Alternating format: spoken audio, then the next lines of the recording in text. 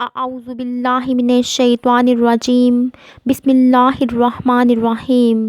السلام علیکم ورحمۃ اللہ وبرکاتہ۔ الحرم آن لائن قرآن اکیڈمی میں خوش آمدید۔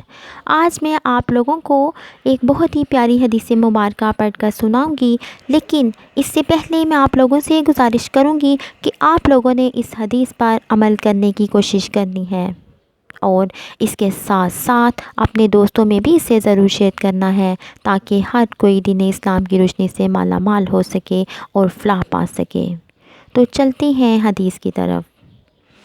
رسول اللہ صلی اللہ علیہ وآلہ وسلم نے فرمایا، جو شخص باوضو سوئے تو اس کے جسم کے ساتھ والے کپڑے میں فرشتہ رات گزارتا ہے، اور جب بھی وہ بیدار ہوتا ہے تو فرشتہ کہتا ہے، اے اللہ اپنے فلاں بندے کو بخش دے، بے شک وہ باوضو ہو کر سویا تھا۔ سبحان اللہ۔